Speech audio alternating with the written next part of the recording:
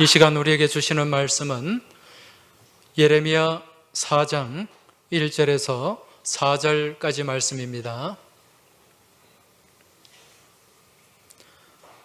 예레미야 4장 1절에서 4절까지 말씀을 제가 받들어 읽겠습니다.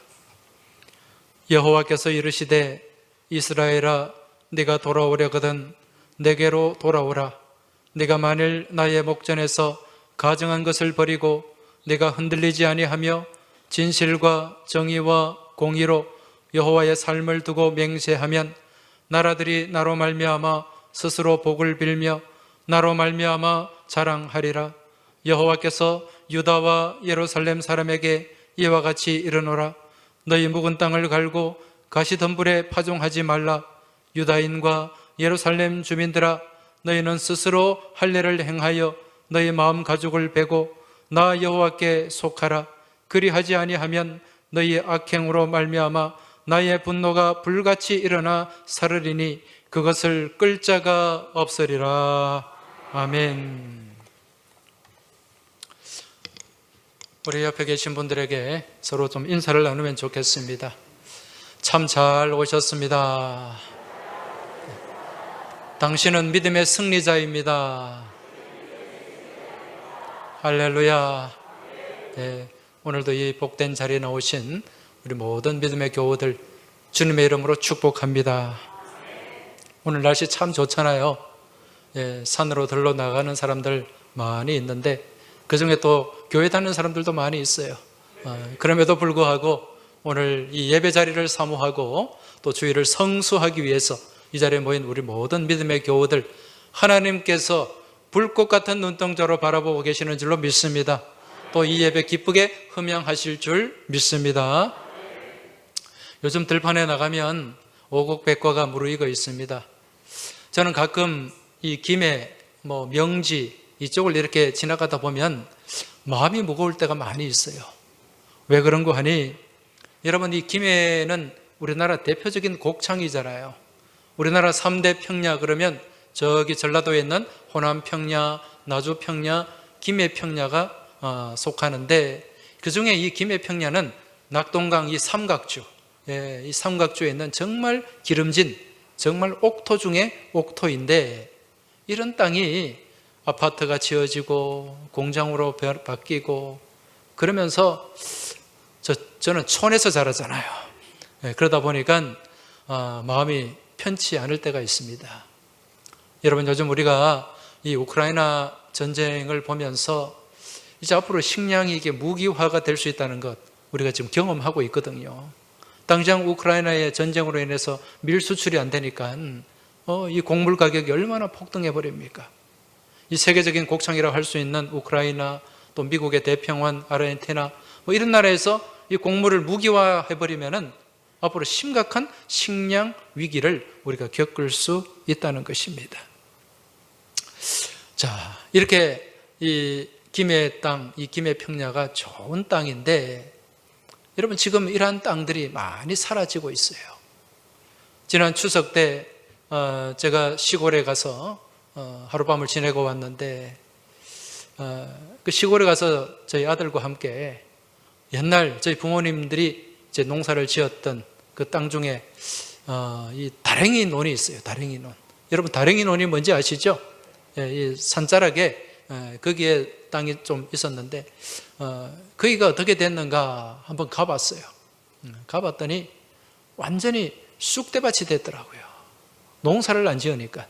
요즘 그런 땅은 농사를 안 짓거든요. 왜냐하면 농기구가 들어가기 힘들고 그렇다 보니까 그냥 버려진 땅이 되었는데 온갖 잡초들이 무성하고 또 거기에 여기저기 사람들이 쓰레기도 갖다 버리고 그렇게 버려진 땅, 죽은 땅이 되어 있는 것을 볼 수가 있었습니다. 여러분 이처럼 농사를 짓는 밭이나 논은요 평소에 잘 기경을 하지 않으면 금방 잡초가 무성해져 버립니다. 우리 교회도 여기 화단이 있고 한데 이 잡초를 제때 뽑지 않으면요 금방 돌아서면은 잡초가 무성해져요. 농가 밭은 더 하겠죠. 그런데 이런 잡초들 또 여러 가지 많은 자갈이나 돌들 이런 것들을 제거해 주지 않으면 금방 그 땅이 박토가 되어버립니다. 그래서 옛날 우리 조상들은요, 이 농사를 짓는 농부들을 세 단계로 구분을 했습니다. 어떻게 구분했냐면 상농이 있고, 상놈이 아니고 상농, 상농이 있고 중농이 있고 하농이 있어요. 여러분, 상농은 어떤 농부를 말하는 걸까요? 이 상농은 밭을 잘 일구는 사람이에요.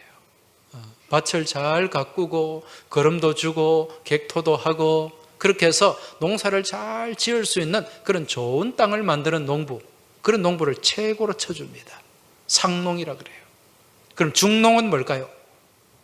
이 중농은 작물을 잘 가꾸는 사람, 벼를 심고 보리를 심고 피도 뽑아주고 또 물도 잘 대주고 그렇게 잘 관리하고 가꾸는 사람을 중농이라고 합니다.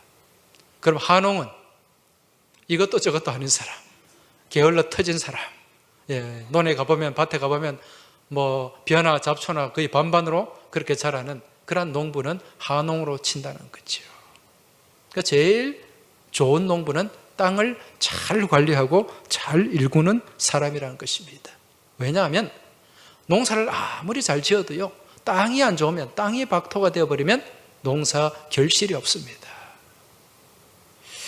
그래서 성경에도 보면은요, 이 땅에 대한, 좋은 땅에 대한 말씀들이 나오잖아요. 마태복음 13장에 보면은 씨 뿌리는 비유가 나옵니다.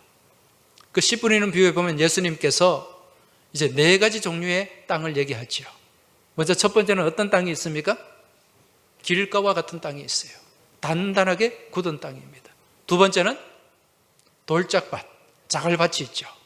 세 번째는 이 가시나무가 무성한, 가시덤불이 무성하고 온갖 잡초가 많은 그런 땅들. 네 번째는 좋은 땅, 잘 기경된 좋은 땅. 먼저 이 길가와 같은 땅에 씨가 뿌려졌는데 어떻게 됐어요? 새들이 와서 다 물고 가버립니다. 돌짝밭에는 조금 씨앗이 뿌리를 내리긴 했습니다만 그 팔레스타인 태양이 얼마나 뜨겁습니까? 해가 뜨니까 다 말라 죽어버립니다. 가시떨기가 있는 나무는, 밭은, 거기는 씨앗이 자라서 조금 자라긴 했습니다만 이 가시의 세력이 너무 세니까 제대로 자라지 못하는 거예요. 열매가 없는 거죠.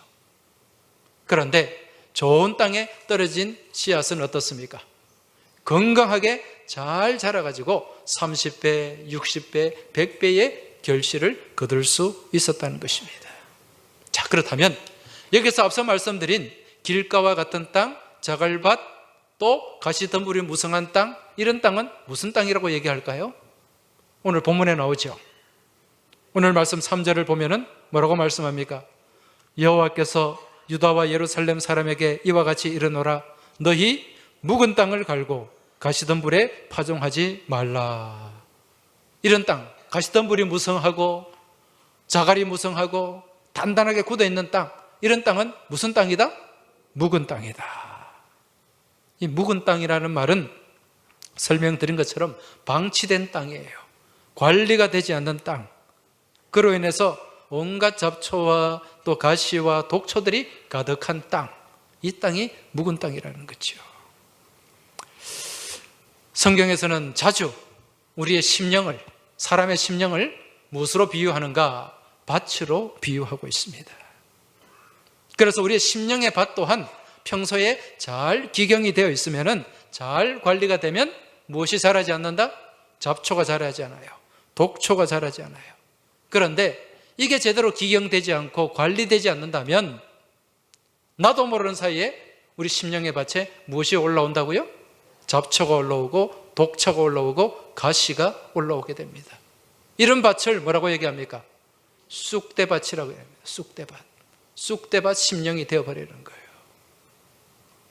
제가 예전에 부목사로 사역을 할 때 서울구치소에 면회를 한번 간 적이 있었어요. 거기에 그 교회 집사님 한 분이 수감이 되어 있었는데, 이분은 좀 공직에 있던 분인데 좀 고위직에 있던 분이에요.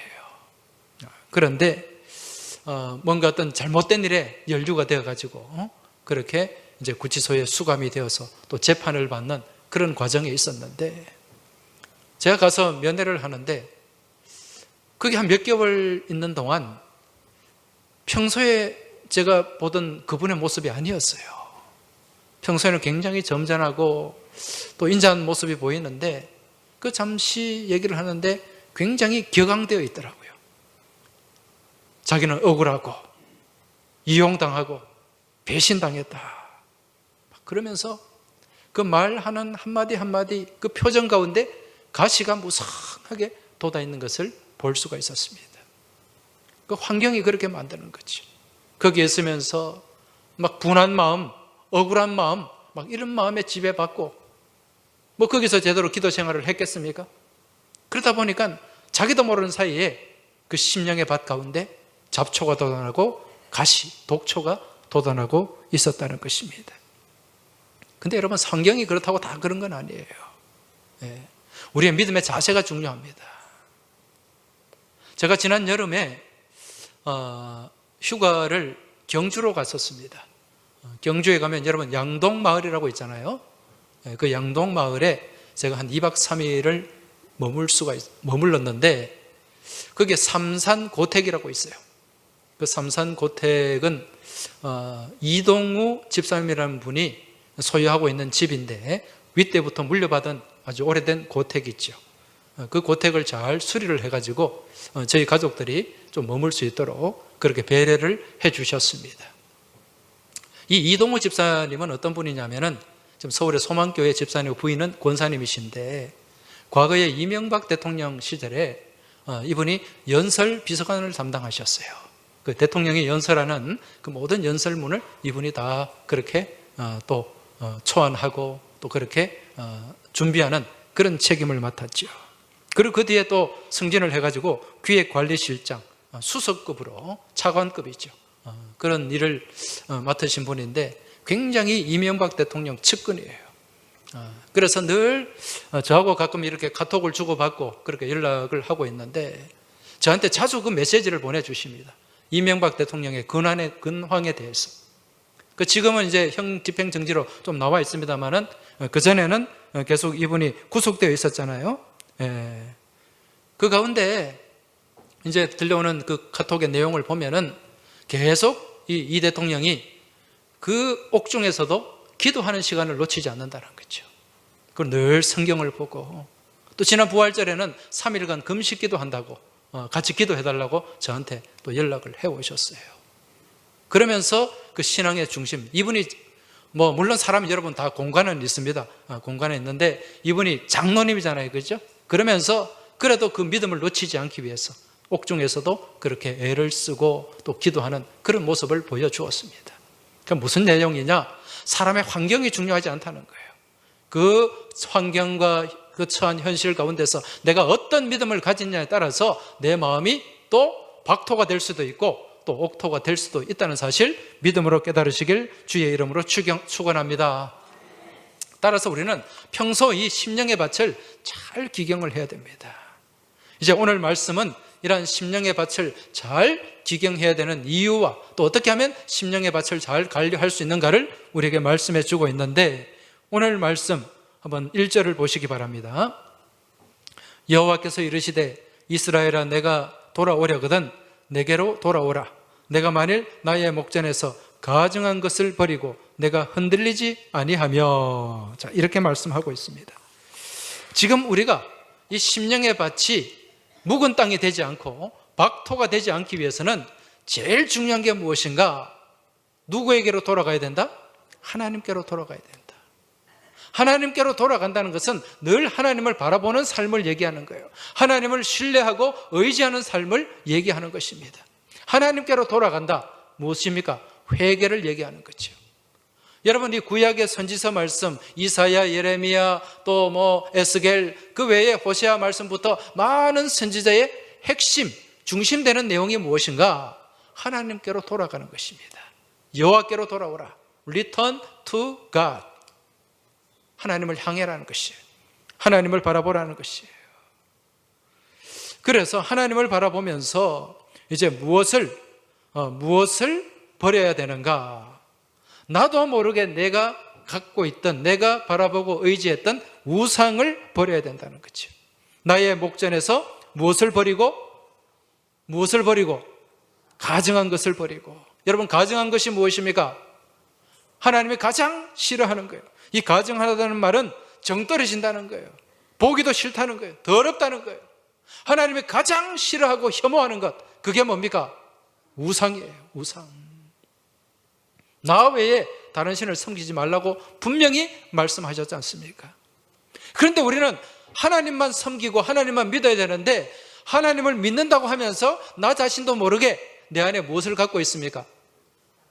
우상을 갖고 있어요.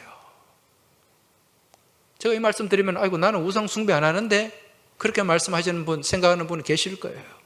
여러분, 우상이라는 게 뭡니까? 하나님보다 더 귀하게 여기는 것, 하나님보다 더 소중하게 여기는 것, 이게 다 우상입니다. 여러분 살면서 지금 하나님보다 더 소중하게 여기는 것 있습니까? 없습니까? 여러분, 돈을 하나님보다 더 귀하게 여기면 무엇이 우상이 됩니까? 돈이 우상이 되죠. 이게 맘모니즘이에요. 권력을 더 하나님보다 귀하게 생각한다? 신앙과도 바꿀 수 있다, 내가 권력을 얻을 수 있다면 그 우상이 되는 거예요. 쾌락도 마찬가지입니다.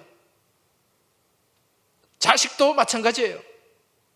자식도 하나님보다 더 귀하게 생각하면 그 자식이 우상이 되는 거예요. 이러한 하나님보다 더 귀하게 생각하는 것, 이게 내 마음속에 하나 둘 모여들게 되면 내가 무슨 마음을 품게 되는가? 두 마음을 품게 되는 거예요.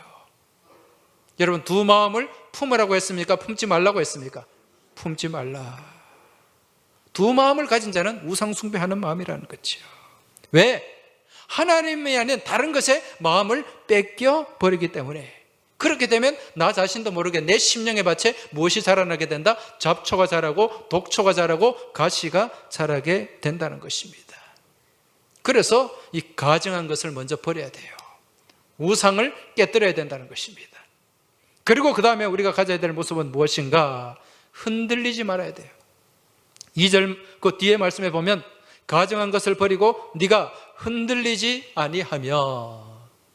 여러분, 흔들리지 마시기 바랍니다. 네. 할렐루야. 네. 무엇이 흔들리지 말아야 됩니까? 우리의 마음이 흔들리지 말아야 돼요. 우리의 믿음이 흔들리지 말아야 돼요. 우리의 믿음이 요동치는 믿음이 되지 말아야 된다는 거죠. 이 갈대 앞에, 바람 부는 갈대 앞에 이리 갔다가 저리 갔다가 왔다 갔다 하는 그런 갈대 믿음이 되면 안 된다는 것입니다. 따라서 우리에게는 확실한 믿음이 있어야 돼요. 여러분, 믿음 생활을 하면서 여기 갔다가 저기 갔다가 왔다리 갔다리 그런 중심 없는 믿음 생활을 하지 마시길 주의 이름으로 부탁드립니다. 확실한 믿음이에요. 분명한 믿음이에요. 이게 뭐냐? 절대 믿음입니다. 절대 믿음. 어떤 경우에도 흔들리지 않는 믿음, 이게 절대 믿음입니다. 우리는 이런 절대 믿음을 가지고 믿음 생활을 해야 되는 줄 믿고 깨달으시기 바랍니다. 이런 절대 믿음을 가진 사람은 그 안에 무슨 모습으로 나타납니까? 절대 긍정으로 나타납니다. 모든 것을 부정이 아닌 긍정으로 바라보는 거예요. 안 된다, 안 된다, 안 된다 그러면 어떻게 됩니까? 진짜 안 돼요. 그러나 안 되는 상황 같아도 된다, 된다, 된다는 믿음으로 나가면 되는 줄 믿으시기 바랍니다. 그래서 우리는 할 수 있다, 하면 된다, 하자는 긍정 200%의 믿음을 우리가 소유해야 된다는 거예요. 여러분 한번 보세요. 민수기 말씀에 보면 이스라엘 이 정탐꾼들, 그 가데스 바네아에서 12명의 정탐꾼이 가나안 땅 40일 동안 탐지를 했잖아요. 똑같은 조건, 똑같은 환경을 40일 동안 보고 돌아왔는데 10명의 보고는 어떠했습니까? 긍정입니까? 부정입니까? 부정이었어요. 안 된다는 거예요. 이길 수 없다는 거예요. 그 땅에 들어갈 수 없다는 것입니다. 그렇게 생각하니까 어떻게 됐어요? 진짜 그렇게 됐잖아요. 그렇게 얘기한 사람들 한 사람도 못 들어갔습니다. 그러나 여호수아와 갈렙, 이들은 그것을 보고 뭐라고 얘기합니까? 할 수 있다, 하면 된다, 하자, 가면 하나님이 우리를 도와주시고 하나님이 함께 하시면 우리는 그 땅을 차지할 수 있다. 여러분, 차지했습니까? 못했습니까? 차지했어요. 이겼습니다. 여러분, 이 믿음이 절대 긍정의 믿음인 줄 깨달으시기 바랍니다. 절대 믿음, 절대 긍정을 소유하는 우리 모든 믿음의 교우들 되시길 주의 이름으로 축원합니다. 옆에 계신 분들에게 좀 말씀해 주세요. 우리 흔들리지 맙시다. 절대 믿음을 가집시다. 절대 긍정의 삶을 삽시다. 할렐루야. 아무리 힘들어도 답답하고 어려워도요, 절대 믿음, 절대 긍정을 가진 사람은 그 가운데 길이 열리게 됩니다. 누가 만들어 놓으셨기 때문에? 하나님이 만들어 놓으셨기 때문에. 그런데 의심하는 자는요, 하나도 못 얻어요. 얻으려고 생각도 하지 말라고 하나님이 말씀하십니다. 야고보서 1장 6절에서 7절 말씀 보면 의심하는 자, 흔들리는 자죠, 그죠? 의심하는 자는 마치 바람에 밀려 요동하는 바다 물결 같으니 이런 사람은 무엇이든지 주께 얻기를 생각하지 말라. 흔들린 믿음은 결과가 있다 없다? 열매가 있다 없다? 없다는 거예요. 흔들리지 마시길 주의 이름으로 축원합니다. 이제 이처럼 흔들리지 않는 믿음 가운데서 우리가 또 어떤 모습을 가져야 되는가? 그 뒤에 보면은 2절에 진실과 정의와 공의로 여호와의 삶을 두고 맹세하면, 이렇게 말씀합니다. 여기에 보면 진실이 나오고 정의가 나오고 공의가 나옵니다. 여러분, 이게 누구의 모습이고 누구의 성품입니까? 하나님의 모습이고 하나님의 성품이에요. 여러분, 우리 하나님은 진실하신 하나님인 줄 믿고 깨달으시기 바랍니다. 진실하다는 것은 거짓이 없다는 거예요. 성실하다는 거예요. 한번 약속하신 것은 반드시 지키시는 분임을 믿으시기 바랍니다. 시건치 아니하시는 분이 우리 하나님 아버지십니다. 여러분, 성경 말씀이 하나님의 무엇입니까? 약속이죠. 신약, 구약 다 하나님의 약속입니다. 이 약속은 이루어져요, 이루어지지 않아요? 이루어집니다. 우리가 이 약속을 향한 무엇을 갖고 있을 때? 절대 믿음, 절대 긍정을 가지고 있을 때. 왜? 우리 하나님은 진실하신 하나님이기 때문에. 우리에게 향하신 여호와의 진실하심이 크고 크도다, 크시도다, 크고 크도다, 크시도다. 다시 한번, 우리에게 향하신, 우리에게 향하신 여호와의 진실하심이 크고 크도다, 크시도다, 크고 크도다, 크시도다. 할렐루야. 우리 하나님은 진실하신 하나님입니다. 진실하신 하나님, 그리고 또 정의로우신 하나님, 공의의 하나님이 우리 아버지 하나님이신 줄 믿으시기 바랍니다. 정의와 공의의 하나님, 좌로나 우로나 치우치지 않습니다. 언제나 공평하신 우리 하나님이신 줄 믿으시기 바랍니다. 이런 하나님을 믿고 신뢰하고 절대 믿음, 절대 긍정으로 나아갈 때 우리의 심령이 새롭게 기경되는 줄 믿으시기 바랍니다. 우리 안에 있는 온갖 잡초와 독초와 가시떨기가 다 사라지게 되는 줄 믿으시기 바랍니다. 이제 마지막으로 우리가 이제 또 제대로 기경되기 위해서는, 우리의 심령에 이 기경이 완성되기 위해서는 어떤 모습을 가져야 되는가? 4절 말씀 보시기 바랍니다. 유다인과 예루살렘 주민들아, 너희는 스스로 할례를 행하여 너희 마음 가죽을 베고 나 여호와께 속하라. 할렐루야. 스스로 무엇을 하라? 할례를 행하라. 스스로 할례를 하라는 거예요. 가죽을 벗겨내라는 것입니다. 이게 무엇인가? 믿음의 혁신입니다. 여러분, 혁신이라는 말 자주 쓰잖아요. 이 혁신의 뜻이 뭡니까? 혁자가 가죽 혁자예요. 신자는 새로울 신자. 무엇을 새롭게 한다? 우리의 가죽을 새롭게 하는 거예요. 가죽을 새롭게 하려면 어떻게 해야 됩니까? 이 묵은 가죽을 벗겨내야 됩니다.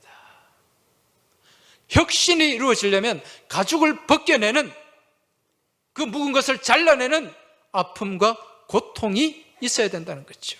그냥 되는 게 아니에요. 오늘 말씀해 보면 4절에 너희 마음 가죽을 베고 나 여호와께 속하라. 이게 믿음의 혁신인 줄 믿으시기 바랍니다. 우리의 마음의 가죽을 베어내야 돼요. 이처럼 마음 가죽을 베고 하나님께 속할 때 우리 안에 무엇이 이루어지는가? 갱신이 이루어지게 되는 줄 믿으시기 바랍니다.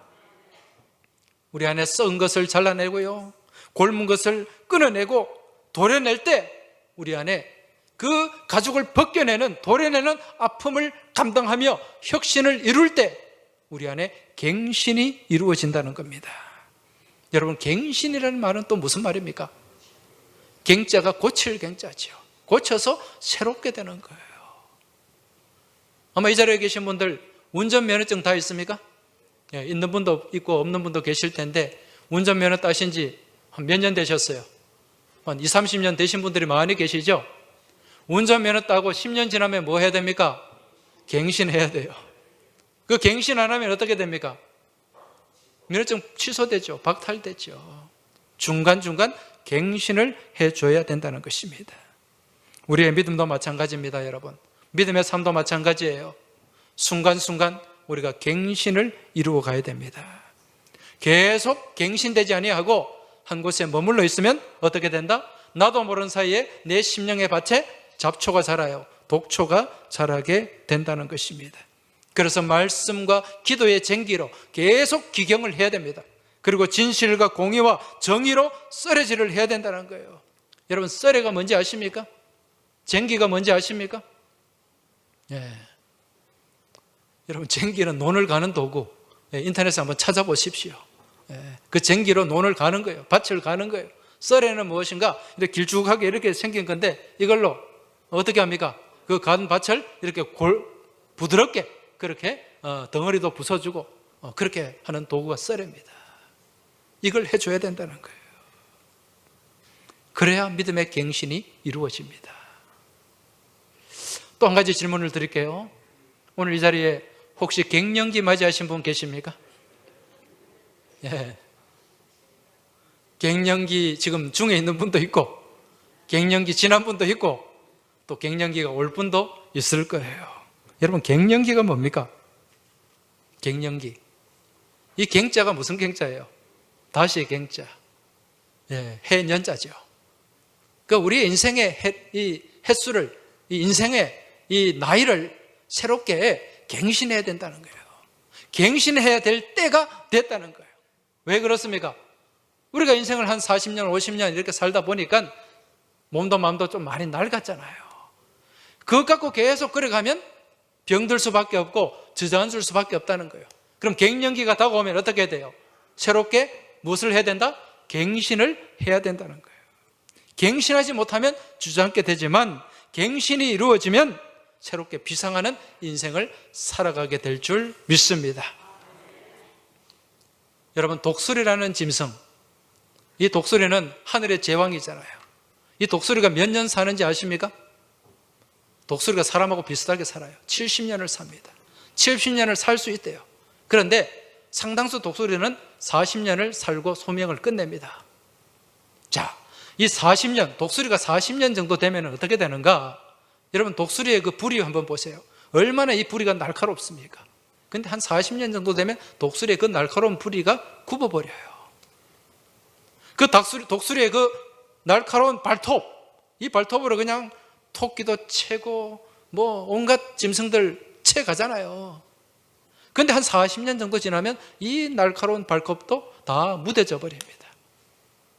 그리고 날개, 이 깃털도 오래되다 보니까 이게 너무 무거워져요. 날지도 못하고 사냥도 못하는 거예요. 거기서 그냥 그대로 있으면 독수리는 어떻게 됩니까? 죽습니다. 그런데 이 독수리가 어떻게 하는가? 이제 독수리가 그 벼랑, 바위에 있는 벼랑에 집을 지어 놓고요, 거기에 앉아서 뭘 하는가? 그 바위 벼랑에 자기의 주둥이를 찢습니다. 부리를 찧어요. 찧어서 어떻게 하는가? 그 부리를 다 깨뜨려 버립니다. 그렇게 깨뜨려 버리면 피도 나겠죠. 엄청난 고통이 따르겠죠. 그런데 보름 지나고 한 달 정도 지나면 새로운 불이, 날카로운 불이, 신상 불이가 나오게 됩니다. 그 날카로운 불이가 나오면은요, 그 다음에 뭘 하는가? 그 무뎌진 발톱을 다 물어서 뜯어냅니다. 얼마나 아프겠어요. 지 발톱 뜯어내는데. 그렇지만 그 독수리가 뜯어내는 거예요. 그리고 이 무거운 깃털을 뽑아버립니다. 깃털을 뽑아버리면 그 뒤에 그 발톱이 새로운 날카로운 발톱이 나오게 되고 새로운 깃털이 몸에 나오게 됩니다. 갱신이 이루어지는 거예요. 40년이 되면 독수리도 갱년기가 와요. 근데 그때 주저앉지 않고 갱신하는 독수리는 30년을 더 살 수 있답니다. 그래서 70년이 되는 거예요. 그렇게 갱신된 독수리는 힘차게 날개짓을 하면서 비상하고 다시금 이 공중의 제왕으로서 자리매김을 하게 된다는 것입니다. 여러분, 우리의 믿음의 삶 또한 마찬가지입니다.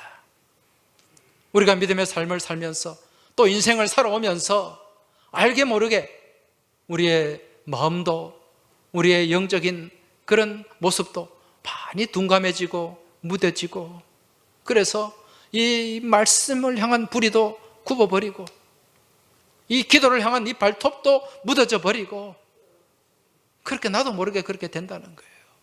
그러면 우리의 심령의 밭에 무엇이 자라게 됩니까? 잡초가 자라죠. 독초가 올라오죠. 묵은 땅이 됩니다. 이건 어쩔 수 없는 거예요. 특히 여러분, 지난 우리가 코로나 3년의 세월을 지나면서 우리가 예배에 얼마나 어려움을 겪었습니까? 이 3년의 세월을 지나면서 나 자신도 모르게 우리 스스로 나태해져 버리고 말았어요. 제대로 기경이 되지 않았습니다. 3년 정도 지나다 보니까 곳곳에 각자의 심령 가운데 지금 잡초가 올라옵니다. 지금 잡초가 무성한 심령들도 있어요. 독초가 올라와 있는 심령도 있어요. 가시가 무성한 심령도 있습니다. 그렇게 되다 보니까 모든 게 귀찮은 거예요. 예배 드리는 것도 귀찮아요. 봉사하는 것 귀찮아요. 옛날엔 정말 열심히 교회 학교에서 찬양대에서 또 어디 여러 교회 기관에서 열심히 섬기고 봉사하고 헌신했는데 그런 마음이 다 사라집니다. 헌신도 안 해요. 하나님 앞에 헌금 생활도 제대로 하지 않습니다. 안 그랬는데 심령에 잡초가 돋아나니까, 가시가 돋아나니까 하나님께 드리는 것도 아까운 거예요. 못 드리는 거예요. 부담 없이 신앙생활을 하려고 합니다. 편하게 신앙생활을 하려고 합니다. 영적으로 나태해진 거예요. 게을러진 것입니다. 그 유튜브로 여기가 좋사오니, 지금 우리 교우들도 유튜브로 드리는 분들 계실 텐데 아마 몸이 불편하거나 여러 가지 어려운 형편에 있기 때문에 그렇게 예배 드리는 줄로 믿습니다. 그렇지 않고 저기 터널 지나서 어디 딴 데 가보면요, 귀찮아서 그냥 집에서 늦게 일어나서 유튜브 안에 앉아있는 사람도 있고, 또 여러분 요즘 개척교회가 안 돼요. 개척교회 섬기던 사람들도 코로나 지나면서 많이 떠났다 그럽니다. 왜 그런지 아세요? 개척교회 있다 보면 내가 이것도 해야 되고 저것도 해야 되고 너무 힘들거든. 오히려 대형교회는 더 늘어났어요. 그 사람들이 어디로? 대형교회로 간 거예요. 거기 가니까 다 갖춰져 있어. 내가 신경 안 써도 돼. 그냥 주일날 딸랑 와가지고 예배만 드리고 아무 간섭도 안 받고 그렇게 편하게 신앙생활 할 수 있으니까. 여러분, 미안하지만 그 10년 가운데 무엇이 돋아나 있습니까? 잡초가 돋아났다는 거예요. 독초가 무성하다는 것입니다. 여러분, 이제 기경해야 됩니다. 코로나 3년 지나면서 우리가 믿음의 열심도 지금 많이 잃어버렸어요. 믿음의 열정도 많이 잃어버렸어요. 믿음의 열망도 많이 잃어버렸고 믿음의 야성도 많이 잃어버리고 말았습니다. 이제 기경해야 될 줄로 믿습니다. 새롭게 갱신해야 될 줄로 믿습니다. 믿음의 혁신이 우리 가운데 이루어져야 될 줄로 믿습니다. 이제 이 시간 한번 각자의 심령의 밭을 한번 들여다보시기 바랍니다. 다 눈을 한번 감아보시기 바랍니다. 눈을 한번 감아보시고 그리고 가슴에 손을 한번 모아보시기 바랍니다. 손을 모으고 말씀에, 오늘 나눈 이 말씀의 거울에 나 자신을 한번 비춰보시기 바랍니다. 지금 내 심령은 묵은 땅인지 아니면 잘 기경된 옥토인지 한번 돌아보시기 바랍니다. 지난 코로나 3년의 세월을 지내면서 나 자신도 모르게 게으름과 타성과 현실 안주에 그러한 온갖 잡초와 독초들이 내 심령을 채우고 있지는 않은지 한번 깊이 말씀을 보며 말씀의 거울에 비춰보시기 바랍니다. 이제 새롭게 기경해야 됩니다. 이 잡초를 뽑아내고 독초를 뽑아내고 말씀과 기도의 쟁기로 새롭게 밭을 일구고 가꾸어야 됩니다. 이제 독수리가 굽은 부리를 깨뜨리고 발톱을 뽑고 깃털을 뽑아서 새롭게 갱신해야 살 수 있었듯이 이제 우리 또한 영적 갱신이 이루어져야 됩니다. 그래야 살 수 있음을 깨달으시기 바랍니다. 부러뜨리시기 바랍니다. 굽어버리고 왜곡된 말씀의 뿌리를 깨뜨리시기 바랍니다. 뽑아버리시기 바랍니다. 무뎌진 영적 촉수와 무뎌진 기도의 발톱을 모두 뽑아버리시기 바랍니다. 새로운 말씀의 뿌리로 더러워지고 무거워진 온몸에 묵은 깃털을 모두 뽑아버리시기 바랍니다. 그래야 새로운 믿음의 갱신, 인생의 갱신이 이루어지도록 같이 기도할 수 있기를 바랍니다. 이 시간 다 같이 우리의 가슴에 손을 모으고 합심해서 기도드리겠습니다. 오늘 이 시간 내 모습을 돌아보면서 내 심령의 밭을 돌아보면서 우리 하나님 앞에 진실된 마음과 믿음의 모습으로 통성하며 하나님 앞에 기도드리겠습니다. 살아서 역사하시는 아버지 하나님, 이 시간 저희들이 하나님 앞에 나와 말씀의 거울에 비추어 저희들의 심령의 밭을 들여다봅니다. 아버지 하나님, 이 코로나 3년의 세월을 지내면서 저희가 알게 모르게 저희 심령의 밭 가운데 잡초도 살아나고 독초도 살아나고 가시도 살아나 있음을 바라보게 됩니다. 주님, 기경하게 하여 주옵소서. 새롭게 일구게 하여 주옵소서. 이 잡초와 독초를 뽑아버리게 하여 주옵소서. 아버지 하나님, 그리하여 박토가 된 저희들의 심령의 밭이 주님의 손길을 통하여 말씀의 쟁기를 통하여 새로운 옥토로 기경될 수 있도록 주님 도와주시고 인도하여 주시옵소서. 그리하여 독수리가 아버지 하나님 정말 그의 뿌리를 깨뜨리고 발톱을 뽑고 날개를 뽑아서 새롭게 갱신했듯이 저희들 삶 또한, 저희들의 믿음의 모습 또한 새로운 갱신이 이루어지게 하여 주시옵소서.